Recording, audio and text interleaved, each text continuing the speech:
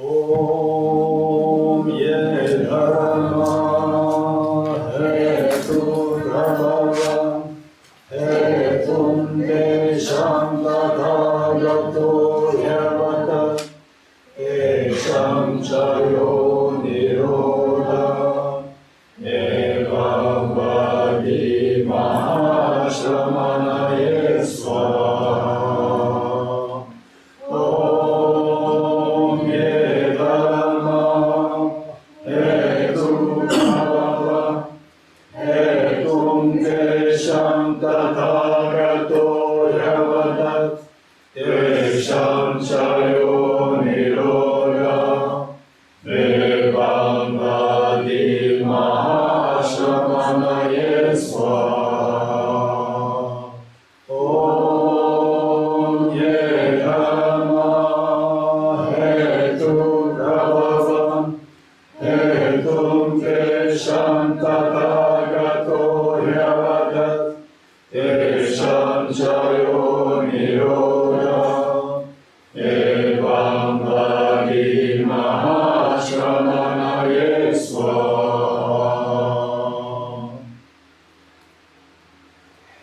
Sanye Jodam Sogi Chonam Da Chanshu Padu Kane Kyatsuchi Dagi Jinsogi Personam Kye Dola Penche Sangye Druparasho Sanye Jodam Sogi Chonam Da Chanshu Padu Kane Kyatsuchi Dagi Jinsogi Personam Kye Dola Penche Sangye Druparasho Sanye Chöda Soge Chonam La Chanshu Padu Dami Kyatsuchi Dagi Jinsoge Personam Ge Dola Penche Sangye Druvarasho.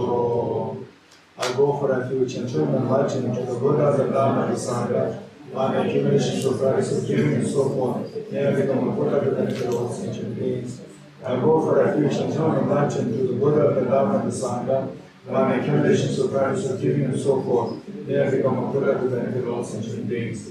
I go for refuge and turn my heart into the Buddha, the Dharma, and the Sangha. My accumulations of practice of giving and so forth may I become a Buddha to benefit all sentient beings.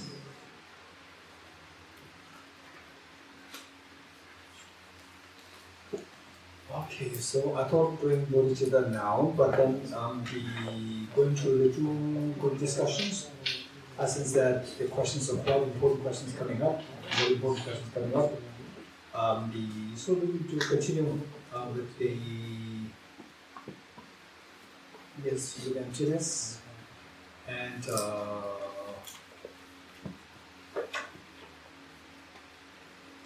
both left. Right. I see. Just to work. I think just to work. Okay. Okay, so then Geshe is living on 10. Anybody else? Other old, including. Okay, old also live on 10. 10 or 11? 9. 9. Till tomorrow. Okay. Okay, so we'll do a little bit of question answers from your group discussions. Okay, just bring up the questions. Okay.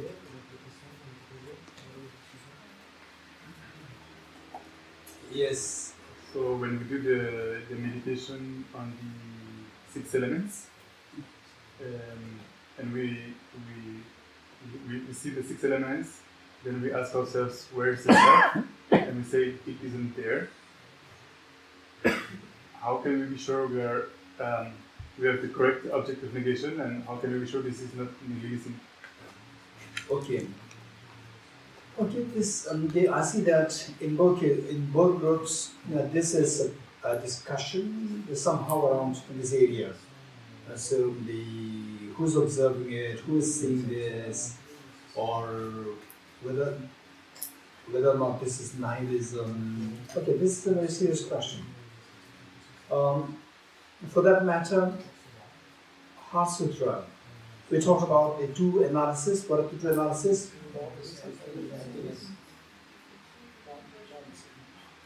what are the two analyses? Conventional Conventional analysis and alternate analysis. Okay. We were speaking to two groups, Group A and Group B. Yes, yes. Okay.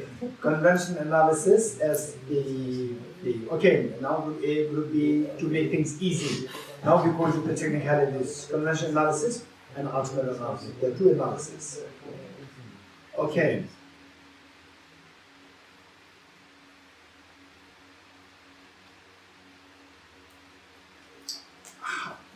How do you demarcate between nihilism and emptiness? In the first place, how do you demarcate between nihilism and emptiness? This is one question. Then the number two is, if you see the self is empty, then who's observing this? Who's knowing this self is empty? There must be the self who is knowing that. So you are saying that self is empty, on the other hand, self is observing it. Okay, good question. And then about the non-duality. Non-duality, when you are on the path of seeing, when one is in the path of seeing, then your mind and the emptiness is the object, your wisdom, your mind is the subject, you should become non-dual, and the water forming water, and we distinguish. Okay, so there, what is happening? Then self actually dissolves. One with emptiness. All these are very serious questions. I'm very happy. First, distinguishing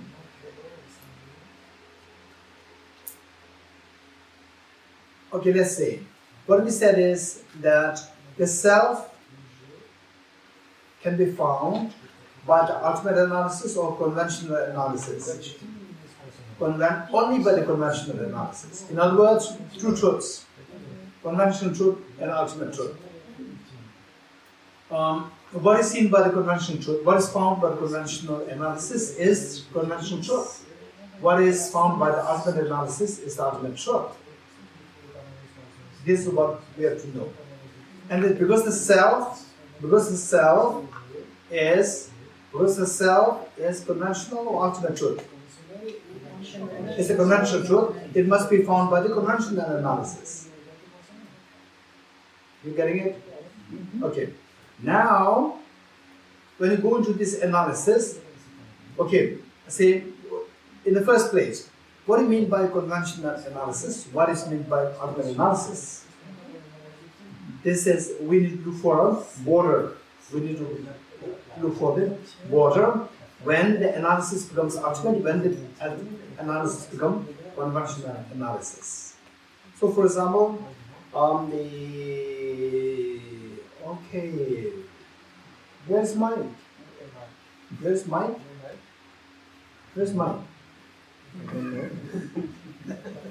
Okay, Mike there. Okay, now I saw this Mike.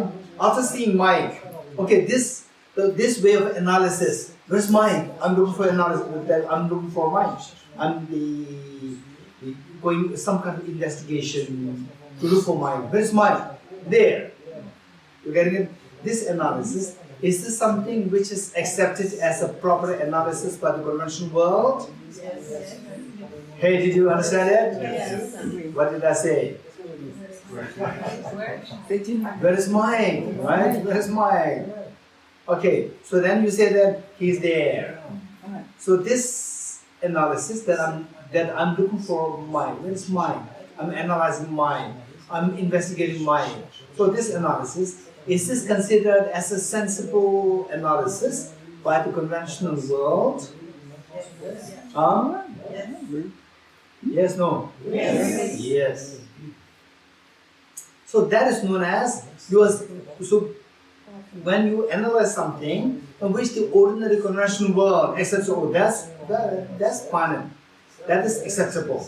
That is known as conventional analysis.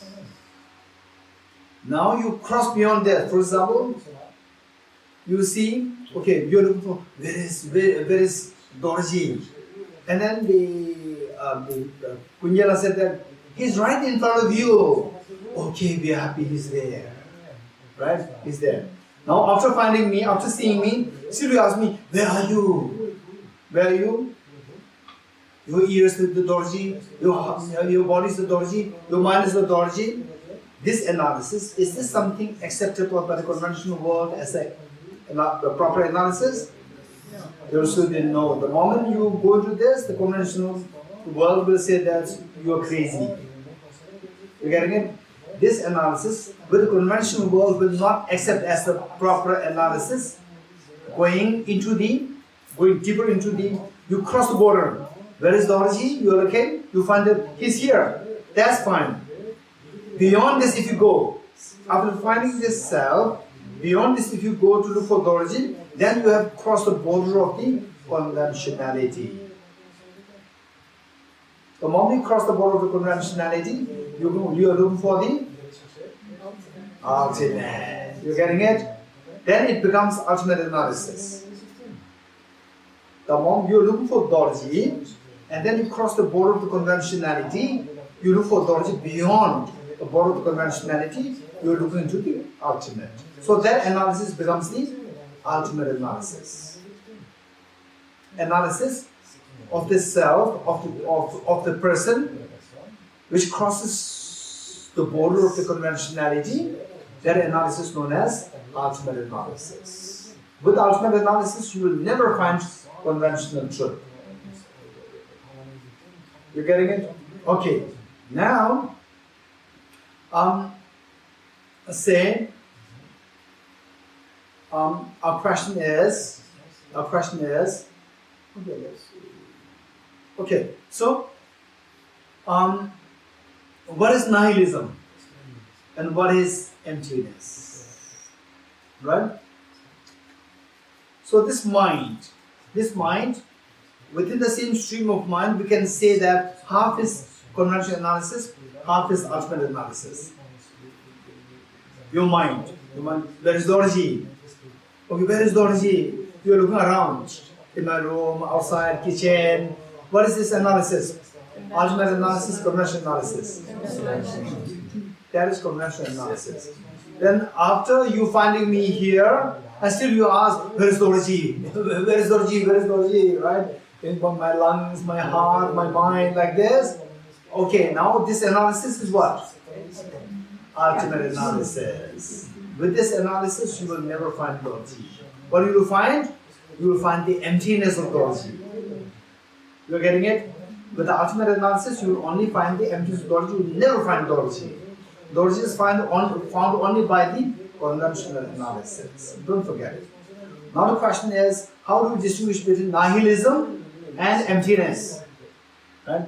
Okay, so with this analysis, we see the origin is not there. The origin is not there. This emptiness, I said it.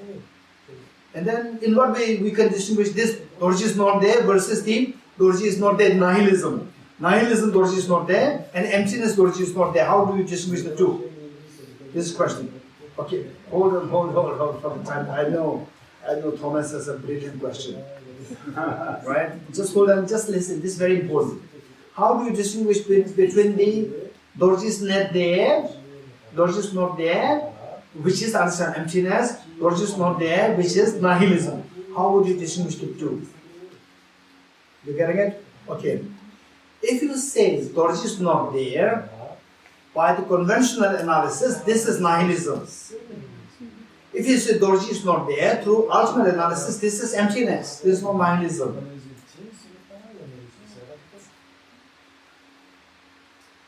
You got it? Okay. You say the origin is not there, self is not there. By the conventional analysis, this is nihilism. Which means conventionally, the origin is not there. This is what you're saying. Hey, where is the origin? No, he's not there. You say this is nihilism. Because we are subjecting the conventional analysis. And then after finding the origin, yes, he's there. Seeing this, which is he? Is his nose, his heart, lungs, body, skin? Like this, you will never find. That the moment you go into this analysis, cross the what is the measure, what is the standard of the ultimate analysis? Analysis which crosses the border of the conventionality. Analysis which crosses the border of conventionality is known as ultimate analysis. With ultimate analysis, you don't find the origin, the absence, you found the absence of Dorji, this is emptiness. You getting it? Okay. Now with this, what is very important is that say with conventional analysis, we say Dorji is not there. This is nihilism. So what is the difference between nihilism and the emptiness? Emptiness, you reject Dorji in the ultimate sense. Nihilism, you reject Dorji in the conventional sense. You are getting it? For nihilism, you reject Dorji in the conventional sense. That is nihilism, because Dorji exists conventionally. He exists conventionally, and if you say this does not exist conventionally, this is nihilism. Whereas Dorji does not exist ultimately, you reject Dorji ultimately, this is emptiness. This is not nihilism. You can reject Dorji ultimately, but you can posit Dorji conventionally. Okay, now another difference between the nihilism and emptiness is that with nihilism, then nothing is there. Nothing is there, meaning that ultimately nothing is there, conventional nothing is there.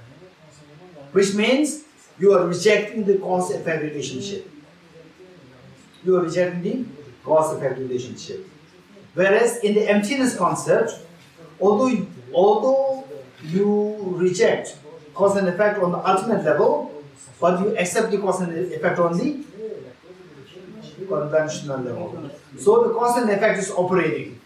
Cause and effect is operating in where the concept of emptiness is there. Cause and effect operates conventionally, not ultimately, but conventionally. With nihilism, the role for cause and effect to operate is totally missing. This is one thing. Now with this, the another point that we can keep in mind is that when you speak about, okay, if nothing is ultimately there, then how do things exist? Hey, if nothing exists ultimately, how do things exist? Conventionally things exist. Conventional meaning by the power of your mind. You get with me? Conventional meaning by the power of your mind. Okay, if you say everything exists by the power of your mind, conventionally, then everything becomes like imagination. You're getting it? Everything becomes like imagination. Again, how do you distinguish between things existing conventionally and things existing as imagination? How do you distinguish these two things? So, what we discussed was how to distinguish between emptiness and nihilism.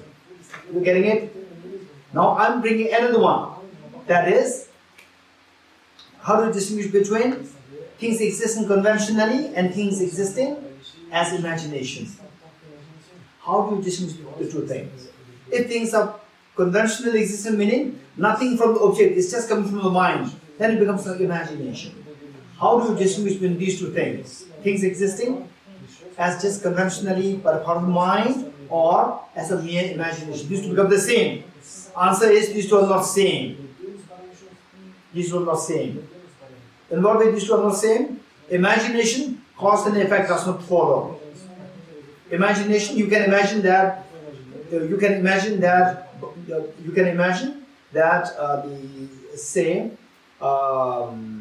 okay, you eat food and you become hungry. You can imagine that you pick up a flower, and it becomes a chocolate. Right? If that happens, this is imagination. Whereas in the real life, this never happens. Meaning, in what is known as conventional existence, there's cause-effect operations happening. Proper cause-effect operation is there. Whereas for the imagination, pure imagination, cause and effect is defied. This is what we need to keep in mind. Okay, one. Now, similar to this is, what we said is, everything is dreamlike. You remember? I said everything is dreamlike. This is what Buddha said. Okay, every morning we are reciting this stanza. This is what we recite every morning. Where is this? Where's that? The stars. Where's that? Huh? In English, what is In English? Huh? the praise of the Buddha? Huh? The praise of the Buddha. Okay. 15. What happened? Okay, page 15. Page 15. A star, a visual aberration, a flame of lamp, an illusion, a drop of dew or bubble, a dream, a flash of lightning, a cloud, see conditioned things as such. So when explaining about explaining about emptiness, so this is more precisely about the impermanence, and some of them are about the emptiness. So everything's like illusion, everything's like dream. If everything's like dream, then in dream, cause and effect is not followed. Followed, not followed. In dream, cause and effect always follow precisely or no traffic rules. In dreams, cause and effect not necessarily followed. Right? Sometimes followed, but not necessarily followed. But if everything is like a dream, then the cause and effect cannot be followed. This could be another question, another debate. So there, we never said that everything is dream. We said everything is dream-like. There's a difference between dream and dream-like. Dream, the difference is, the dream, in what way these two are, in what way everything is given the metaphor of a dream. Dream-like. Why dream-like? Just as a dream is coming from a mind, everything else is coming by the power of projection of the mind. In this way, these two are similar. And there's a difference also. What's the difference? Because there's a difference, we don't say that everything is dream, everything is dream-like. And what's the difference? Dream does not follow the cause and effect relationship. Whereas in the dream-like, cause and effect is followed, has to be followed. This is the difference. So nihilism, emptiness. Emptiness means seeing things non-existent in the ultimate sense. Nihilism is seeing things non-existent in the conventional sense. This is different. Done? Good. Then the question arises, if you see that this self is empty, self disappears, but who's observing it? This is your question. Right? Who's observing it? This is your question. Okay, let's see. Okay, now I'm meditating. You tell me what I'm doing later on. After I complete my meditation, then I ask what I was doing. Then you tell me the answer. Okay. Okay. I'm telling you now, I will meditate. When I'm meditating, I will not tell you anything. So that you have to observe. And then later on, I'll tell you what was I doing. Okay. I will meditate on emptiness. First, I will go into the self, which is conventional analysis. Then I'll go to ultimate analysis, into I'll cross to look for the self beyond the conventionality. Then I'll get to the point of six elements, and then the emptiness 6 elements. The moment I get in this emptiness 6 elements, I'll stay there. This is what I'm going to do. You getting it? Now you observe me.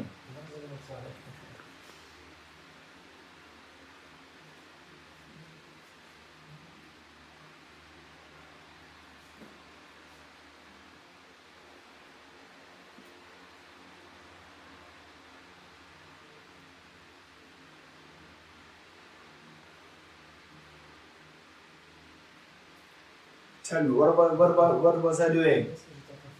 Hey, what was I doing? Huh?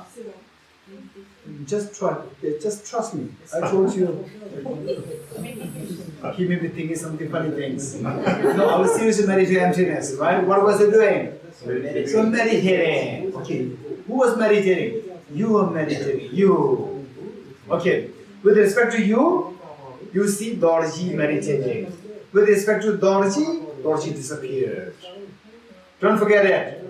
With respect to you, Dorji is there. He was meditating. With With respect to me, Lordship disappeared because I was subjecting my mind, I was using the ultimate analysis of Dorji. You are using the conventional analysis of Dorji. You getting it? With respect to your mind, Dorji exists because you are using the conventional analysis. With respect to my mind, Dorji doesn't exist because I'm using the ultimate analysis. I'm not saying that Dorji doesn't exist. What I'm saying is that Dorji doesn't exist objectively. But with my mind, Dorji disappeared. Not because Dorji is non-existent with respect to you. Dorji exists with respect to you. But he doesn't exist with respect to me. You're getting it? Okay, now the question, the response given by Cecil is when you say, for example, okay, now me, again look, say, every morning we say gate, gate, then what? Para gate, what is para gate? Okay, these five gate, gate, para gate, parasam gate, bodhi, soha, five. Of the five, these five are the five paths. Five paths. So those of us who are new, you have to learn these things. Later on, when I get time, I will explain a little bit about all this also. Okay, path of accumulation, path of preparation, path of seeing, and the French we should translate it as path of vision. Okay, then path of meditation, path of normal learning. So path of vision, path of seeing. Path of seeing where you see emptiness directly, as though like you are seeing the person directly. So when you see emptiness directly, the description given was that your mind and the emptiness, these two are like the water, pot and water cannot separate. You cannot see the distinction. You cannot distinguish the two. You don't see the distinction between these two things. Okay, under such situation, what is happening? Where's the self? Oh, this is mixed means the self is not there. Okay, now the self disappeared. Many people get confusion. Many people cannot answer this answer. They give a proper answer to this. Okay, let's see. Now I'm going into this. Okay, let's say I'm not. I'm not going to worry. Right? I don't reach that level yet. Okay, so let's say gate, gate, para gate. You're observing me. Okay, now Dorji is going from gate to the second gate, para gate. You're observing me, right? Okay, now I'm going from the first gate to the second gate. Second gate to the third para gate. Okay, now para gate.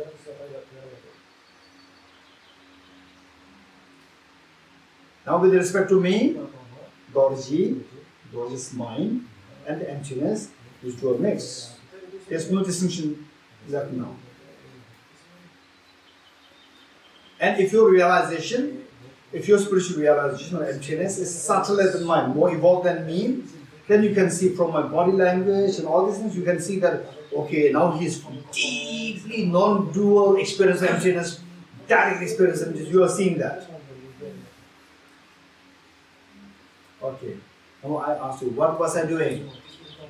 Oh, you are directly, you are seeing emptiness directly, right? You are seeing emptiness directly, and your body, there's a change in the complexion, even the facial expression, everything changed. You just go deep into samadhi. You are describing this.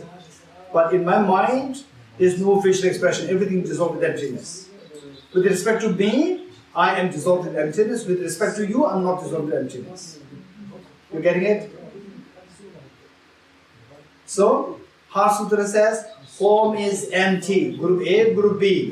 What is seen as form by Group A is seen as Group B by empty. When you speak about emptiness, don't ask Group A, ask Group B. Ask the ultimate analysis. When you speak about the form, don't ask the ultimate analysis, ask the conventional analysis. So with respect to you as outsider, you are seeing that, okay, now Dorji is coming from gate to the second gate to the para gate, now he is to the para gate, right? You are seeing this. But I'm not seeing this. I'm just directly in this experience. Now, if I don't see it, what's the point? What's the benefit of this? Okay, benefit? What's the benefit? The benefit is conversion to the ultimate truth. Hey, the benefit of meditating emptiness is this conversion to the ultimate truth. Conventional truth. Conventional truth should be seen by you or seen by me. Me into emptiness or you as observing me. Outside should be seeing me. So when you are looking at me, Right? So I cannot distinguish. Okay, now I'm dissolved in emptiness. I go deeper and deeper and deeper. Okay, in this meditation, what you are seeing me is, okay, now he's going to deep into meditation. Now he's directly experiencing emptiness. You're getting it? He's into paragati level. All you are describing, not me. Your conventional analysis is describing me. My mind is into ultimate analysis. Right? All these descriptions are done by conventional analysis, not by ultimate analysis. Now you are describing me. You are describing what you are seeing. Okay, now he is going to this paragati level, he's seeing emptiness directly. Now the self-grasping ignorance, his self-grasping ignorance is becoming reduced, he's terminated from the root. You are seeing all these things. And it's go deeper, paragati, samgati level, there. Then self-grasping ignorance, which is one class of self-grasping ignorance, is cut from the root. You are seeing this happen within me, but I'm not seeing this. You're getting it? Because I'm not into conventional analysis. I'm in the ultimate. Effect is there. Effect is there. Effect is going there. Effect is going there with respect to your mind. You're getting it? When I come out, then my mind will be switched from the ultimate analysis to the conventional analysis.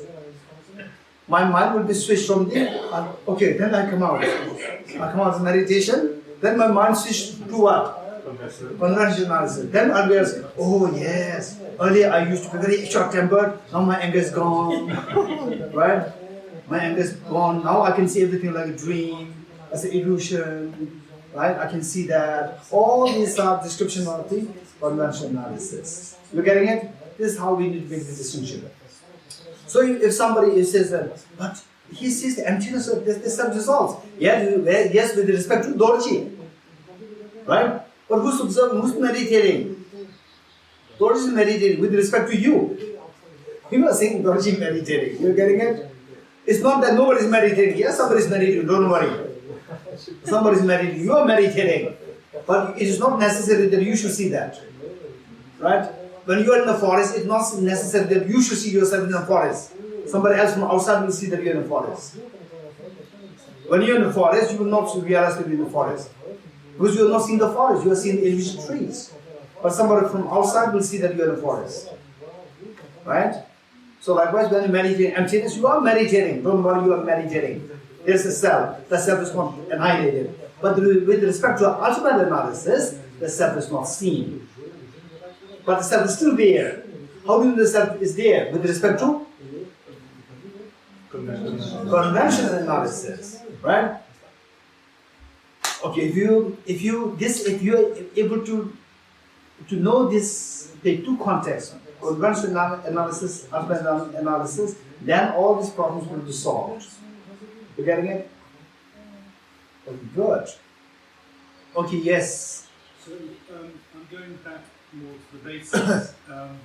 So when we're looking at the 6 elements with the level of emptiness, and we're trying to kind of, I suppose, allow the self to disappear through taking each one of these elements.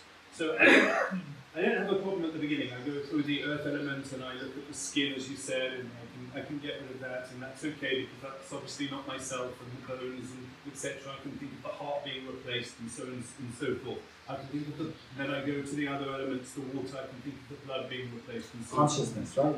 Yes. The problem is when I get to consciousness, because I can't eliminate that so easily, because you say it's not so simple for me to just say, well, the consciousness is obviously not the self, because it's not so obvious for me. I think, for instance, if I was to replace the consciousness in me with the consciousness of someone else, the self would change. Okay, Howard, that's same. Your question is, how can I know that the consciousness is not the self? This is the question. Yeah. Good. Okay, this will save our time. How is consciousness not the self? For that matter, very true, this is a huge debate since the time of Acharya Bhavaviveka, the great scholar, Acharya Bhavaviveka, and the great scholars from the 6th, 7th century AD. From those days, it is a huge debate whether or not consciousness is a self. So therefore this morning we learned about Madhyamika split into two. What are they? Prasangika Madhyamika and Savatantarika Madhyamika. Okay. How many of you are new to this kind of concept? Okay, this we have to learn.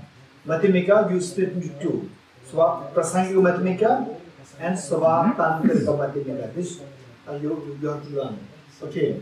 The Quinchana will give this in written to your mom, and then the Zosana will give this in written to Mike, and Trashila will give this in written to the Amina.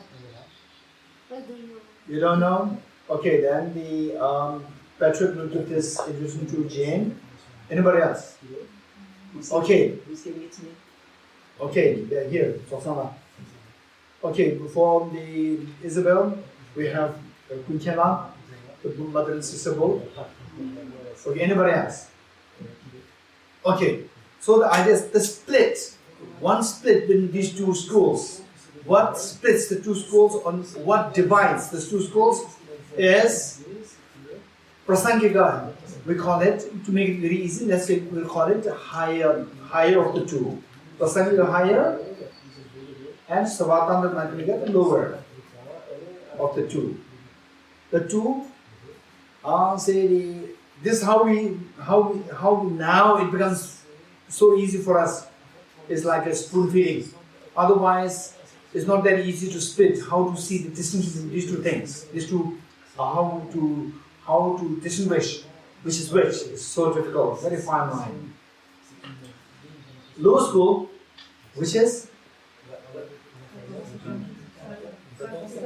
Savatantarika Madhyamika. Both are middle school. Both of the four, both are the high school. Within the high school, then one is higher and one is lower. The lower one is Savatantarika school. So, one of the great teachers of this school is known as Acharya. Acharya meaning the master. Acharya Bhava Viveka. Bhava, Bhava Vika, Bhava Viveka. Bhava Vika. Acharya Bhava Viveka. Vika.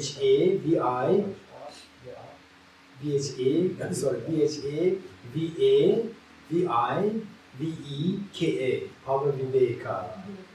Acharya Bhava Viveka. Okay, what is that? In Tibetan, in his text, this is his own words written. His own words.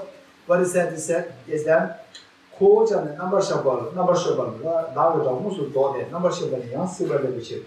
this is the word the statement that he made. Kojan number shabal,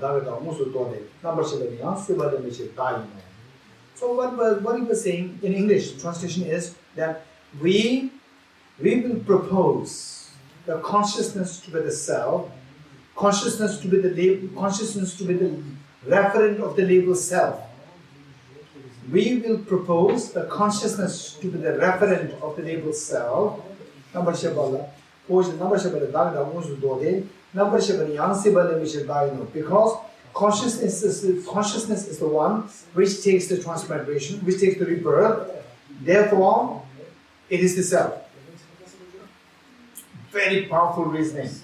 The reason he gave us very powerful. Let me say this again. We propose the consciousness. We propose that consciousness is the referent, explicit referent. We propose that the consciousness is the explicit referent of the label self, because the consciousness is the one which takes the rebirth, therefore it is the self.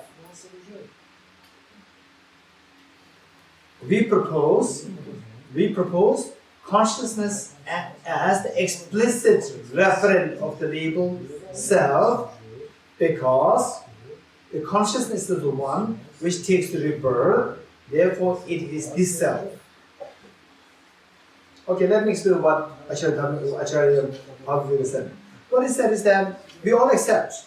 In other words, the Buddhists, They say that, okay, they say keeping aside, how you do prove rebirth, this debate keeping aside, okay, all Buddhists, we say that the self migrates from one life to the other. The self moves from one life to the other. The self moves from one life to the other. Number one. Number two, when the self of this life dies, then the body is left behind. And we only have the body and the mind. Body is left behind. Mind travels. And the mind takes rebirth. So therefore, what actually travels is the mind. And we say that the self travels. So there's nothing which is traveling other than mind. So mind is the self. This is how he defends the position that the mind is the self. This is a very powerful reasoning. So therefore, the question, how it is bringing up, it's not an easy question. It's a very complicated question. Okay. So with this, for that matter, the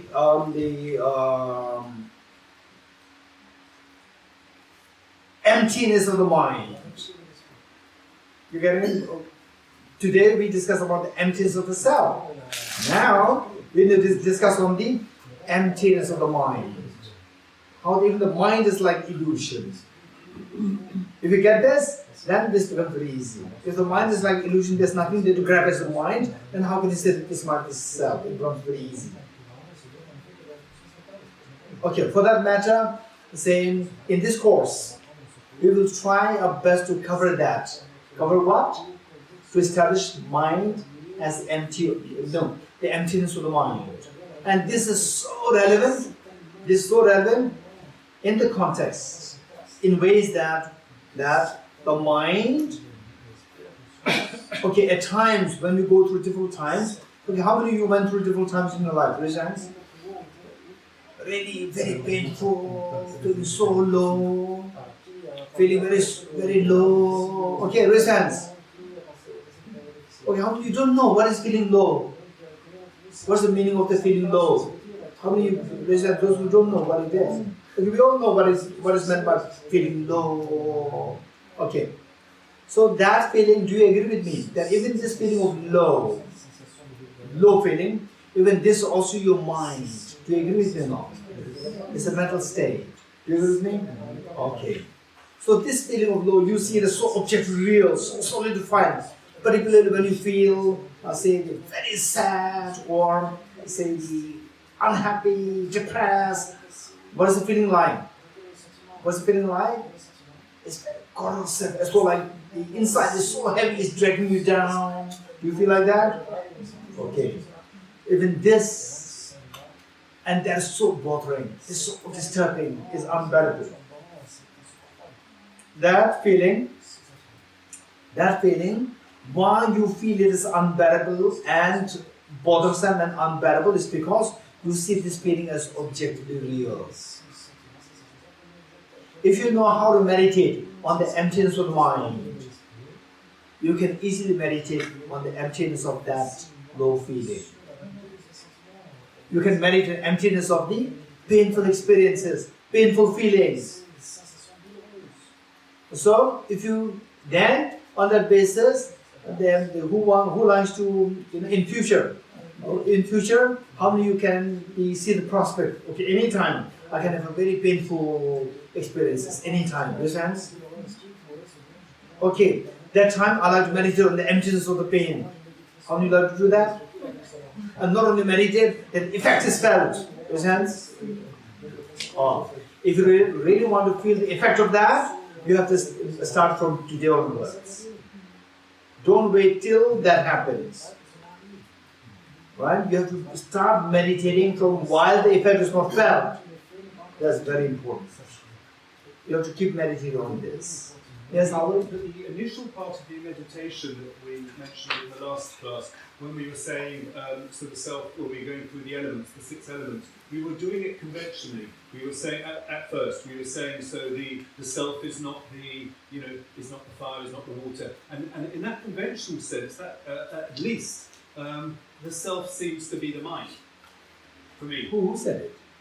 I did. No, what made you feel that? Because I did not say that the mind is the self. I did not say that. No, I'm saying for me, when we're trying to repudiate the self. Yes. No, we don't repudiate the self. We repudiate the objectively existing self. But in order to do so, we're taking the 6 elements and we're saying it's not that, it's not that. Yes, that is not repudiating the self. That is rejecting the objectively existing self. Okay, rejecting the objectively existing self. Yes. But we're still left with the fact that it seems to be the... What is left? Analyzing what is left. It seems I can't repudiate what I'm doing out the mind. This is what I'm saying. Yeah. So for that, is it a problem? Because then, well, who does this analysis is done by the mind. Therefore, mind is left. Is this what I'm saying? This is one possibility. Another one is, no, mind in general. Mind in general, how can you say the mind is not the self? How can you say it in general? This is one. Another possibility that something is there who is doing this exercise. That's the aggregate of the earth, element of earth is not the self, water is not the self. Somebody is saying this. Somebody is cognitively very actively thinking. That's the mind. So therefore that mind is there. Is this what you're saying? Yeah, just like when we do No, is this what you're saying? Yes. Okay. So there are two possibilities. Mind in general. Mind in general. Oh no, the mind. So that is the self. This is one thing. Number two is, no, when you are saying that the self does not exist objectively because this is not the self, this is not the self, there's a mind actively doing this work. So that mind is there who's doing on behalf of the self. So that mind is the self. This could be the next option. The next option meaning that another way of looking at things. Okay. So that mind is doing this exercise, doing this analysis with respect to the, say, when you do that, you're not seeing this mind doing it. Somebody else is seeing that. Somebody else is seeing that, oh, your mind is actively doing it. You're getting it?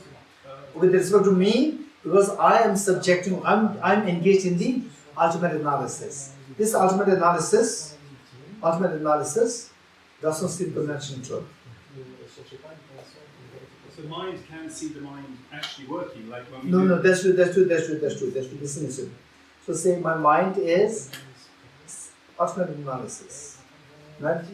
And my mind is ultimate analysis. Who knows that my mind is ultimate analysis? Even this mind does not know. Conventional mind knows that my mind is ultimate analysis. Conventional mind is somebody else's mind, right? Somebody else is telling me that, okay, now you are analyzing. Now your mind is shifted from the conventional analysis to ultimate analysis. Now your mind is ultimate analysis. That the ultimate analysis is the ultimate analysis, not seen by the ultimate analysis. Why can't the mind see the ultimate analysis? No, the mind can see it. Ultimate analysis cannot see the ultimate analysis. Ultimate analysis cannot see the mind. Mind can see the ultimate analysis. Yeah. Which mind? Conventional mind. So my conventional mind can see my ultimate analysis.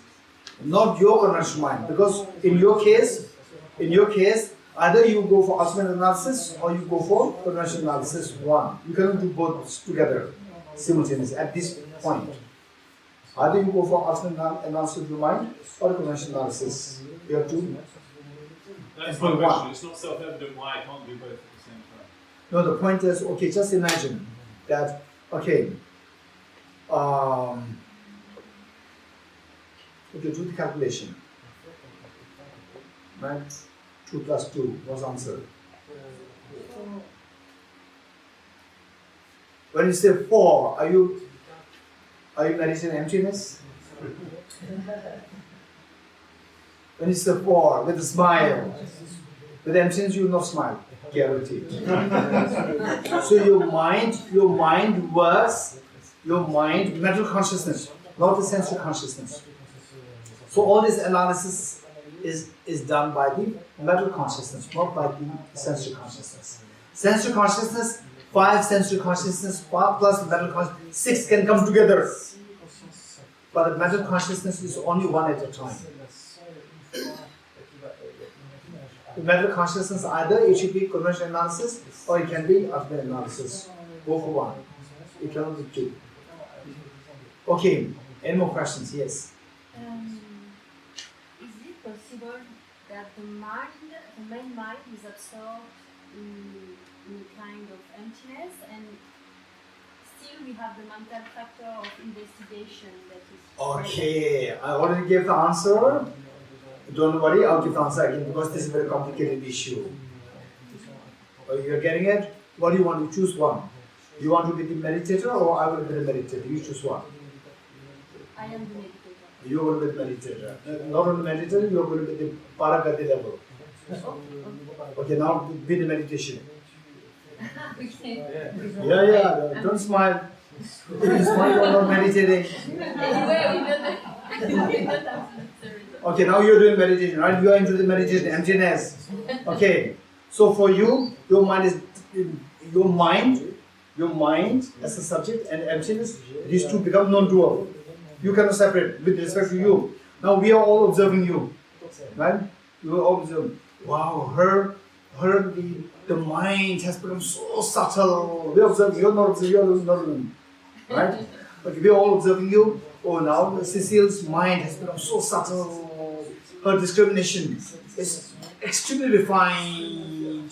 Now her discrimination is seeing the emptiness, very refined emptiness, directly emptiness, and her discrimination. All of us, we are seeing these two distinct things. For you, there's no distinction.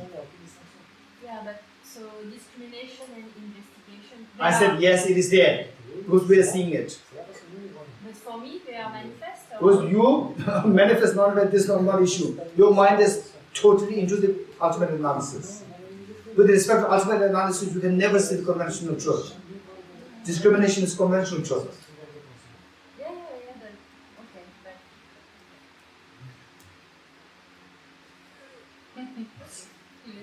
but. Okay, so this, to really feel, to listen, to feel this, yes, wow, it will take time. Right? At the moment, what you get is, you will see that I have no more question. But you're still not convinced. No, I was thinking to what you said previously. Before. Yeah, you said that we can have a glimpse of emptiness. Yes. So, That is not direct. That is not direct. okay, so during this 1 second, still we have the investigation. Even this glimpse of what we call as emptiness may not be emptiness, actually emptiness. It can be a very gross emptiness. Also when we are sneezing, so it's very gross. And Sneezing, no emptiness. This is what many people, if you heard it, this is totally wrong.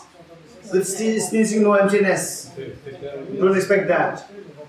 If you remember, I talked about the objective clear light, subjective clear light. With the sneezing, a glimpse of subjective clear light can come. Subjective clear light doesn't mean that you realize emptiness. It doesn't mean that.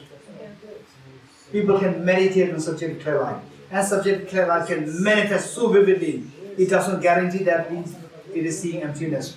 It doesn't mean anything. Right? Sneezing doesn't mean emptiness. Don't forget, don't mix up two things. It is as at that moment, there's just a brief moment, not glimpse. Glimpse means you see, no?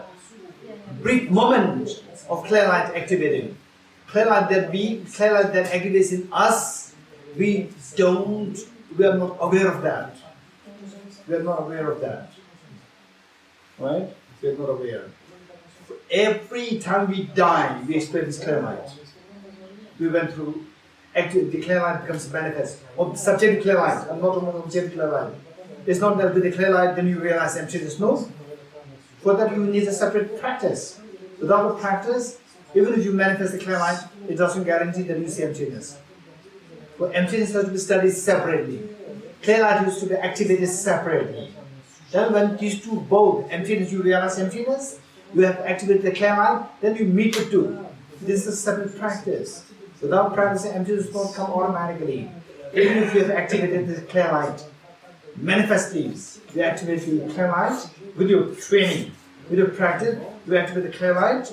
People will revere you so much. People say, oh, Buddha, not Buddha, very far away. Still very far away. Ordinary people will regard you as the Buddha. Right? It's not at all Buddha. No way Buddha.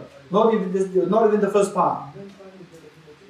Not even the first part. First part, Gate. Gate, the first Gate has 3 levels. At the most, if you're Bodhicitta, you can be in the first part. Without emptiness, you cannot reach to the second Gate. Impossible. Even if you activate the clairlight. Subject clairlight, amazing experience, but you are not in the second Gate. If you don't have to realize your emptiness, guaranteed. Yeah, so all these things, ordinary people, they have no clue. They have not studied all these, what's happening. And then they mix up things so easily. Oh, clear light activated, now Buddha. No, it's not that easy. So it's not Gate Bodhisattva. It's Gate, Para Sambhate. There are so many paths in between. Right? Ordinary people, this is how, Okay, any more questions? Strange, no question. Okay, Lucky. Est-ce qu'on peut revenir un petit peu sur la différence sur l'analyse conventionnelle et l'analyse ultime? Parce que tout à l'heure, j'ai pu comprendre que quand on regardait les différents agrégats, sans voir l'absence de jeu intrinsèque de manière objective, c'était encore l'analyse conventionnelle. Et quand vous avez fait la différence, vous avez pris l'exemple, est-ce que les jeux sont dans la pièce ou est-ce que quand on regarde les agrégats, on est déjà sur l'analyse ultime, donc je ne suis pas claire. So could you please explain a bit more the distinction between the two analyses, conventional and ultimate, because previously we've seen that when we check for the self, we are looking for the self and we just see the elements, and at this time when we say when we see the elements, and this is a conventional analysis. And then after, just before, then we've seen that if we are looking for someone in the room, and this is a conventional analysis, and then after we cross the border of this conventional analysis, and we go in the ultimate analysis. So. So they put me in a problem. What did you do now? Yeah, it's already time out now. Okay, I'll paraphrase the question and we should know the question. The question is so good. I was expecting somebody to ask this question and the question is asked. Now how to run away, I don't know. But the question is, earlier what I said was that you look for the self, okay, I'm meditating, this is conventional analysis. Then you go into you cross the border of the conventionality of the self. 6 elements. And when you see the 6 elements, what we said is, this is conventional analysis, not ultimate analysis. Now, with the question, where is Dorji? What is this analysis? Is he in the kitchen or is he in his room? Is he in the gomba? What is this analysis? Conventional analysis. Then after seeing Dorji, still you analyze. Where is Dorji? Then you go, you cross the border of the conventionality. The moment you cross the border of conventionality, you end up into ultimate analysis. So then, from that point, then it becomes ultimate analysis. Then you go into the 6 elements, it becomes ultimate analysis. This is what I said. So there's a contradiction there. On the one hand, seeing 6 elements is conventional analysis. This is what I said in the morning. Now, afternoon, what I was saying was that beautiful Dorji, he's sitting there, conventional analysis. After seeing Dorji sitting there, still analyzing more deeper, they become you have crossed the border of the convention, it becomes the ultimate analysis. So, the 6 elements and so forth, they have already crossed the border of conventionality. It becomes ultimate analysis. The morning I said that is conventional analysis, afternoon I'm saying that is ultimate analysis. So there's a contradiction there. How do we solve this problem? It's time out. Okay. Anybody who would like to help me get out of this problem? Anybody? Huh? What is the question? Oh, the question is, this morning, okay, say, where is Dorji? Is he in the kitchen? Is he in his room or in the gomba? This analysis is conventional analysis. Now you see me here, sitting. Okay, he's there. I see, he's there. Okay, this is conventional analysis, ultimate analysis. Conventional analysis. So, up to this point is where conventional world will accept that, okay, this will be. The moment you say that which is Dorji, Dorji's body is Dorji, Dorji's heart is Dorji, like this is what the conventional world will not accept as a proper analysis. Which means you have crossed the border of the conventionality. The moment you cross the border of conventionality, you go into which analysis? Article analysis. Okay, this is, if that is the case, then all the remaining analysis becomes ultimate analysis. The 6 elements, this all become the ultimate analysis. The morning, I said that the moment you see the 6 elements, this is conventional analysis. So now, I said that 6 elements, all these fall in the category of the crossing the border of conventionality. It becomes ultimate analysis. So what is that? That is conventional analysis or ultimate analysis? This question. Yes, Trishila? Okay, first we have to check whether you agree with the answer of this question or whether you agree with me.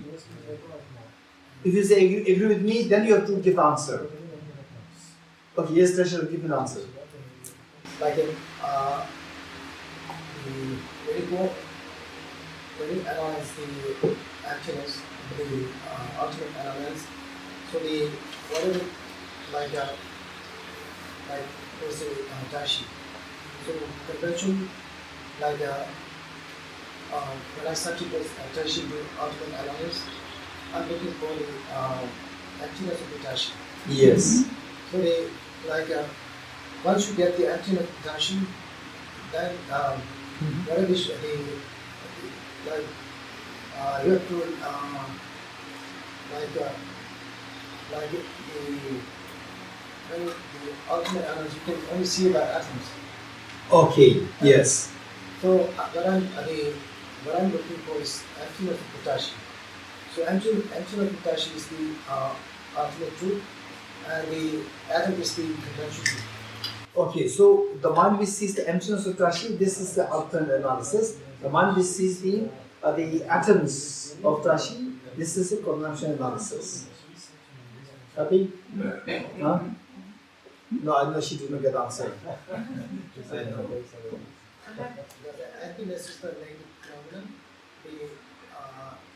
So the question is, she's not happy, I know. What she's saying is that this morning, what you said, what Tashila is saying is what I said this morning, right? Now I'm saying is something different. This is what Ansof is saying. Now what I'm saying is that the moment I see, you see me here, after seeing me, that is seeing me. That is conventional analysis, ultimate analysis. Conventional analysis.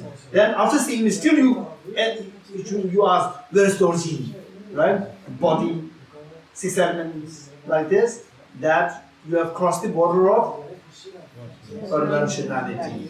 The moment you cross the border of conventionality, it automatically becomes ultimate analysis. When it becomes ultimate analysis, then we see the 6 elements of the origin or no, right? Oh, then what do you see? 6 elements. This all fall under after crossing the border of conventionality. All this analysis after crossing the border of convention. The moment you cross the border of convention, whatever analysis becomes ultimate analysis. So therefore, seeing the 6 elements of the origin becomes the ultimate analysis. Now, this is what I said now. This morning I said no, this is conventional analysis. How to reconcile? Okay, Virginia? Dans les deux analyses, on a l'impression qu'on franchit la frontière de la conventionnalité, sauf que ce matin, on s'est arrêté aux 6 éléments et on a dit qu'on a trouvé... Okay, Virginia, you give a good answer, otherwise Thomas is having a headache. Yeah, okay, Virginia, yes. Les deux, on a l'impression qu'on franchit la frontière de la conventionnalité qu'on cherche le soi. Et dans le premier, on s'arrête, on dit j'ai trouvé les 6 éléments et c'est de ça l'absence de soi. Alors que dans le deuxième, on va plus loin, on dit je ne trouve rien. Et donc là, je suis vraiment dans la vérité. C'est le moment, l'analyse ne va pas assez. Je ne trouve pas danger. In the 2 cases, we cross the border of the conventional analysis, this morning we stopped when we arrived at the 6 elements, and we stopped here. We stopped on that. So that's why it's not a real ultimate analysis. A real ultimate analysis, we are looking for something. We get to the final answer. We try to apprehend the emptiness, the negation. But in the morning, we stuck just on the perception of the elements. It was not a full ultimate analysis. Okay. So this morning we seeing the 6 elements. Is that ultimate analysis or conventional analysis, Virginia? Conventional analysis. Now, this afternoon, where is Dorji, right? Which is 6 elements? Oh yes, 6 elements are there. Is that conventional analysis or ultimate analysis? Huh? Conventional analysis. So what I said is that because we have already crossed the border of conventionality, you have already crossed the border of conventionality. The moment you cross the border of conventionality, the analysis becomes ultimate. Where is Dorji? Up to what point is the conventional analysis? Where is Dorji? Go here on the sea. That is the last border. The last border of conventional analysis of Dorji. Right? The moment you go up and after seeing Dorji, still you ask where is Dorji, you go to the ultimate analysis. So then you go to 6 elements and so forth, they're all into ultimate analysis.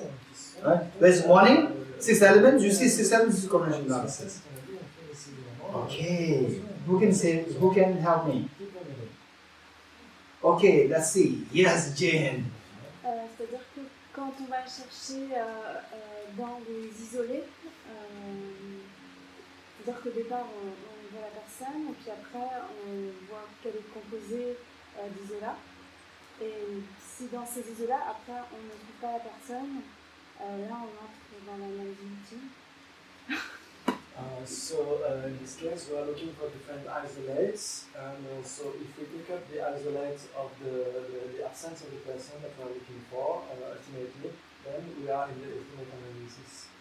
But if you pick up the 6 elements, if you pick up the 6 elements, Si au contraire on choisit l'isolat des 6 éléments, conventional or ultimate? Conventionnel. Conventional. So pick up the 6 elements happen after seeing Dorji or before seeing Dorji? l'isolat des 6 éléments, ça arrive une fois qu'on a trouvé l'objet ou c'est avant? Ça dépend. Après. After. After means already cross the border of conventionality. Avant. Okay. So look, this is her question. You know, she wants to put me in problem. You know, now the Jane switch very easily. Before there's a problem. After, okay, Buzz. I thought that you went into ultimate analysis with the answer is not there, Yes. but we didn't get that answer yet, right? No, the point is, this moment what we said, the moment you see the 6 elements, no matter what, before, after, whatever, 6 elements, it becomes conventional analysis. This is what we said this morning. Now afternoon, what I said is that, where is Dorji? You are right here on the seat here. Yes. This is the border of the conventionality. The moment you cross that, you go into the ultimate analysis. Then you see the 6 elements and so forth. These all you have already crossed the border of conventionality. Is that the ultimate analysis or conventional analysis? This is the answer of this question. Okay, Maria. Nous avons dit ce matin que les éléments sont des phénomènes positifs et que dans la vacuité, la vacuité n'est qu'un phénomène négatif. Donc, si on a les éléments, ça veut dire qu'il y a encore cette partie positive et ce n'est pas encore la vacuité. Et si on les enlève les éléments, donc on devient un phénomène négatif, donc on aura la vacuité des éléments et celui du jeu. So, if we have seen that emptiness is a negative phenomenon and the elements are positive phenomena. So, if we apprehend the positive phenomena, we are not in the ultimate analysis.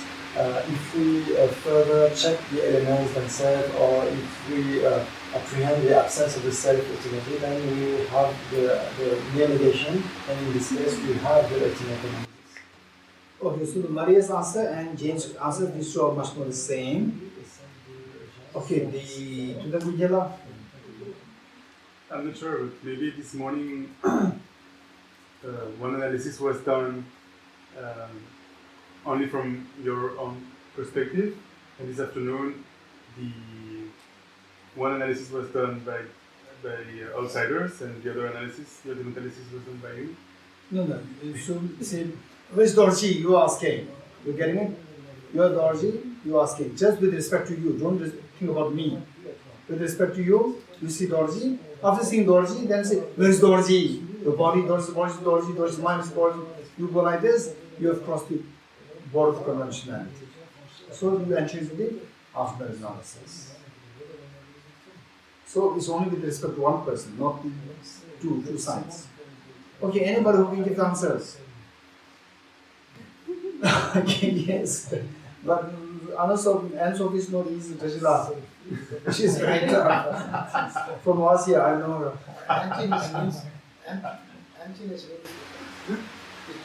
Emptiness means the dominant society. Emptiness means it's not a. So the 6 elements are the so these the thing is the Red Sutra is as long as you see something that is conventional. So no matter how far you go, if you see something, this is conventional. Emptiness, just you cannot see anything. Okay, so the Tashila, I'm very happy with you because you're defending me, but you're good and Sophie. If she's happy or not, if she's not happy. Okay, now the last chance. Okay, Cecile. First, it was the 6th element was the object of observation. Say it again.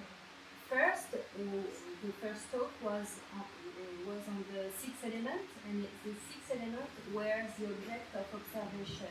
Yes. So it was like a tangible object, a positive phenomenon. Yes. So this is the approach is conventional. Okay, so that analysis is conventional analysis. And when we search for the high, we search for the self and the lack of true existence of the high. At that moment, we engage an ultimate analysis. The object of observation becomes the lack of true existence of the I. Perfect, that's very good. But you still did not touch her question. Okay. So this answer is given by Maria, the Jane. Right? So three of you, your answer comes to the same point. Okay, now, what do you do now? Last chance. Okay, last chance.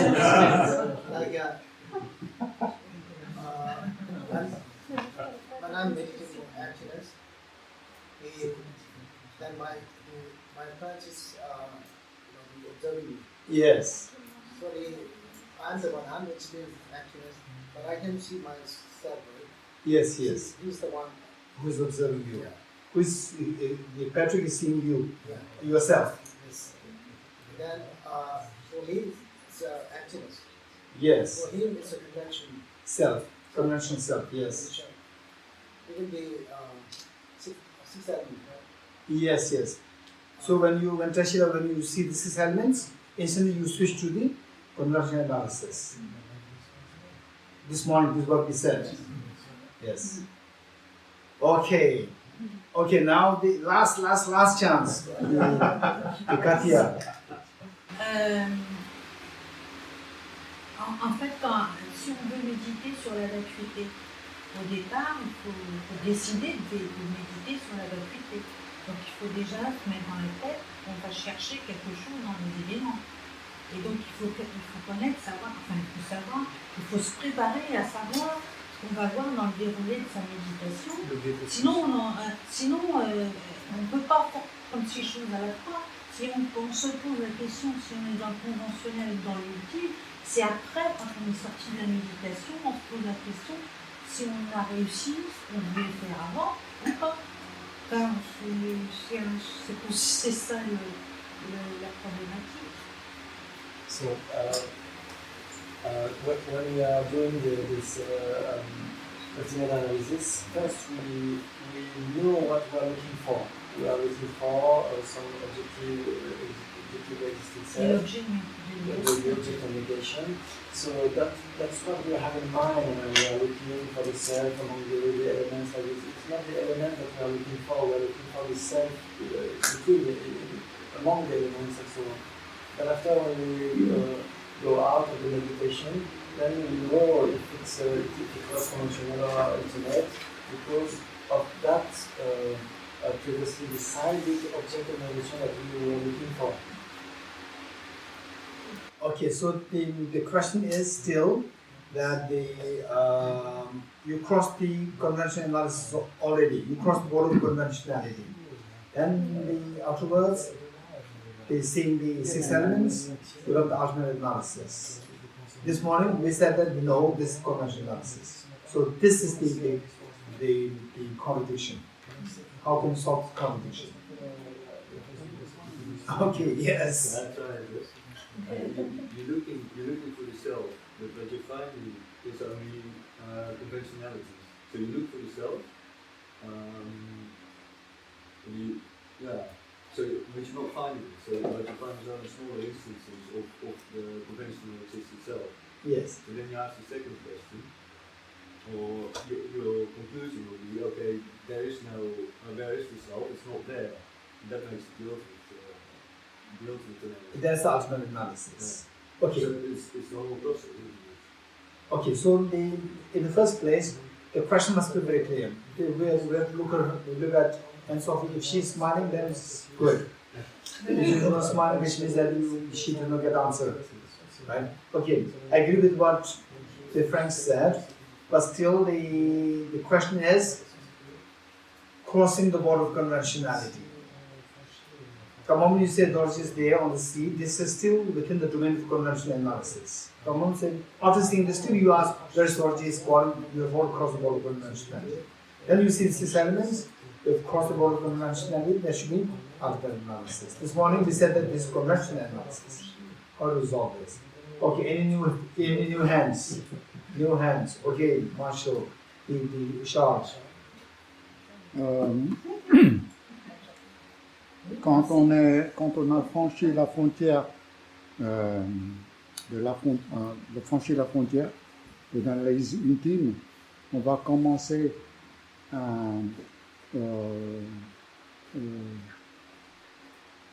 sentir la vacuité de notre conscience qui devient de plus en plus subtile. Et on voit de moins en moins quelque chose de substantiel. Et quand on va jusqu'au bout, je crois que c'est là qu'on va atteindre la vacuité ultime et la conscience le plus subtile. So when we cross the border of the conventionalities, then our mind and the object become more and more subtle until we find the most subtle one, which is emptiness. C'est ça? Oui, on devient. So after crossing the border of conventionality, then you find the 6 elements. So that mind which says, yes, there's 6 elements, is that conventional analysis? So after that analysis is the question. Okay, now last, the Thomas. In the morning we find something, and in this afternoon we find nothing.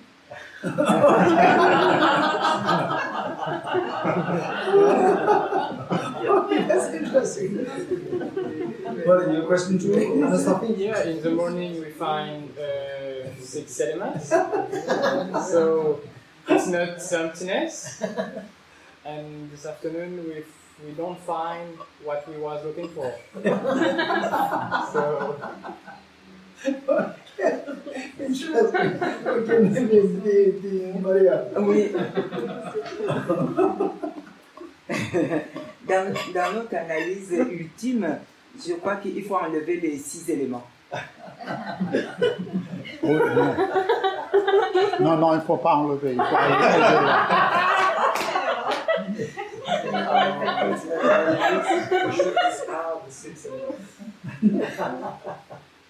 Il faut enlever les 6 éléments. Okay, yes. So we cross the border of conventionality. But what do you say? I say 6 elements is there. Okay. Howard? I'm just wondering, because my mind was still stuck on the other question, but I'm going to go to try this one anyway. I'm just wondering that, okay, so we go over... Okay, by the way, before Howard gives the answer, I'd like to first ask the question to you, that what's the answer of this question? This is my question. So, this is what I'm going to say. No, what's the question first, before you give the answer? Well, from what I understand is, the question is that once we've gone over, whatever that is, into this emptiness, and so we are on the ultimate analysis, because we have decided that there is no self, and then we look back at the 6 elements. How can we look back at the 6 elements from the ultimate sense? My way of trying to understand it is that once we... No, Howard, first the question, what is the answer of this question? If you don't get her question, we cannot think of her That's answer how I to this. understood the question. It's his question. No, this is what I'm saying. Her question is very complicated. Her question is very complicated. Without getting her question, we cannot expect to give answer. What's not her question? How can we... No, she said it. It's not your question. How can we be in an ultimate analysis of the elements from the other side? No. No. No. Can you ask the question again? Okay, this is where. Okay. What should we do now? Understood that this morning what you said was interpretable, and this afternoon was definitive. Okay. So before Christopher, you said this French. The answer.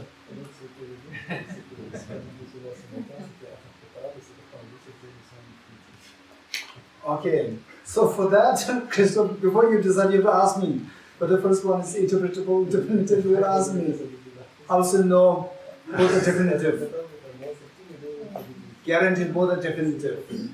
And Sophie, right? Okay. First, I'll ask a question, but I will bring back the question, and Sophie, tell me if I got your question correct. Right? And then others listen to me. If I do not get her question correctly, then we will request her to ask us again. The question is, this morning, what we learned is that the moment you see the 6 elements, the moment you have the mind, we see the 6 elements, this is not meditation on emptiness, because this is not ultimate analysis, it is conventional analysis. First part is correct? Good. Now the second part. This afternoon, what I said is that when you look for Dorji, where is Dorji? Is he in the kitchen, or room, or in the gomba? When you said, oh, he's there in the gomba. So up to this point is conventional analysis. Then what I said is that after seeing Dorji here in the gomba, and still you ask, where is Dorji? Looking for the body, 6 elements like this, you have already crossed the border of conventionality. The moment you cross the border of conventionality, your analysis becomes ultimate analysis. Then no matter you see the 6 elements or the 6 elements, they all become ultimate analysis. So the morning I said that seeing the 6 elements is conventional analysis. Afternoon I'm saying that seeing the 6 elements is the ultimate analysis. There's a contradiction there. Is this question? Wow. Okay, now the last over there, Laura. Does it have to do something? Did you get the question? Yeah, I Good. understood the question. I feel like the difference between this morning and this afternoon is the difference between a result and a process. Okay. Okay, there. New hands. Yeah, maybe afternoon, what was new is we are not inquiring in ourselves, but on someone else, because we were inquiring where is Dorji when Dorji is here, which means we were inquiring about what is the meaning of how should we understand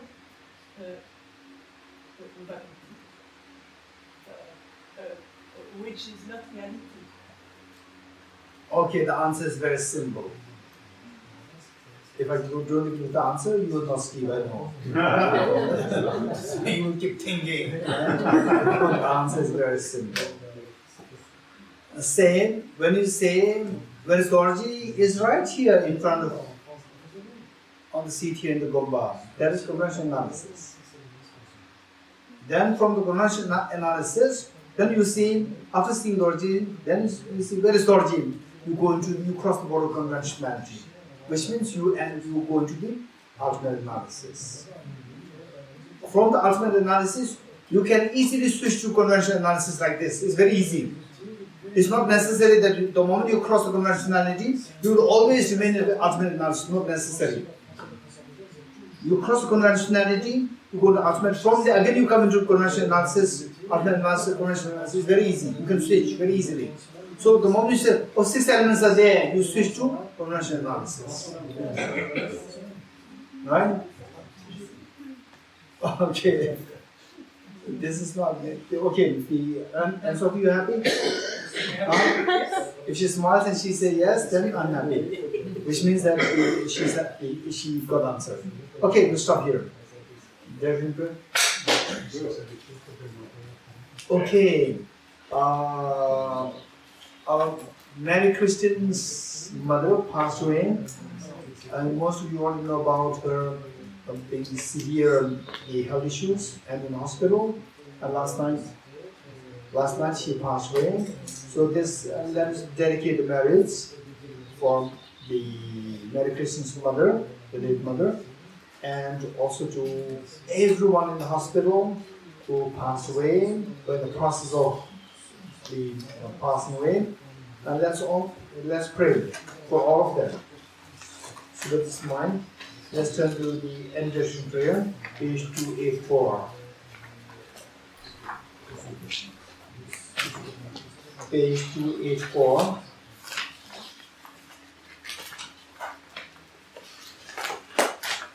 In the land encircled by snow mountains, you are the source of all happiness and good. All powerful channels the cleansing their soul, please remain until samsara ends. This is the great contribution summoned about the true realized things as they are. Also, I dedicate all these merits in the best way that I may follow their perfect example. I dedicate all these roots of virtue with the dedication praise as the best, by all the Buddhas who appeared in the 3 times, so that I might perform the good self-esteem. Joy, Luz, joy,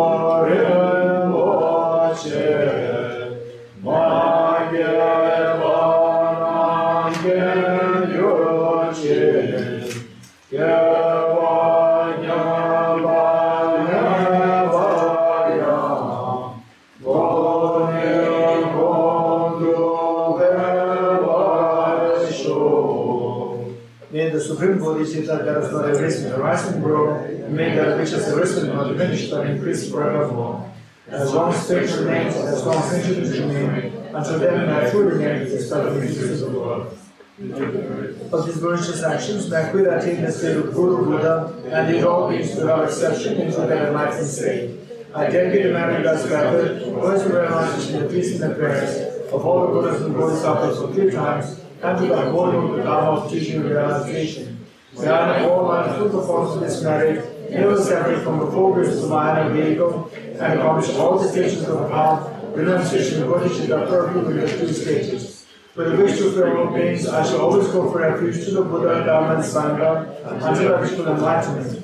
Inspired by wisdom and compassion, today in the Buddha's presence, I gently come out for awakening for the benefit of all sentient beings. I go for refuge to the True Gem. I confess the negativities individually. I rejoice in the virtues of all the days. I hold the worship Buddha Dhamma.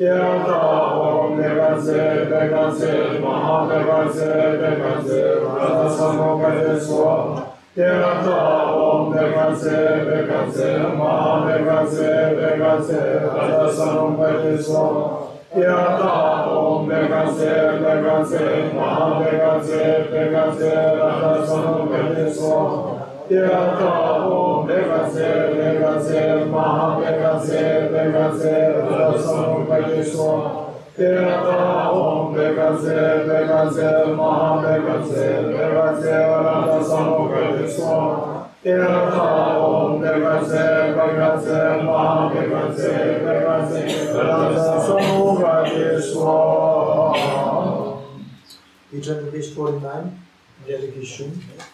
Let's dedicate that to the Mary Christian's mother, saying take a good river and meet with the teaching of the Bodhicitta, the wisdom of emptiness, meet with the conducive environment for Dharma practice, and eventually we become the light of Bodhisattva wisdom of emptiness for all the ascension days.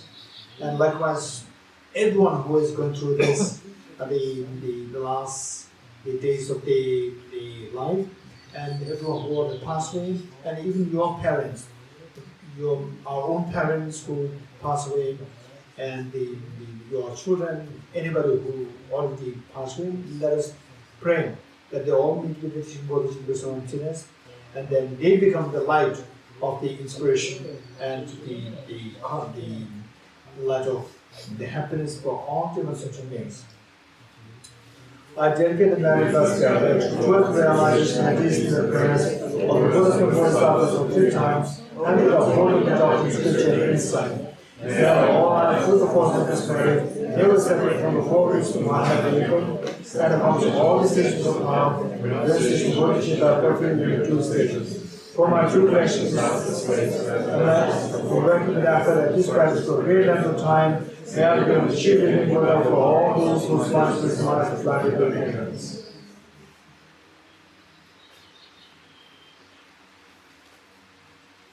Superstitions.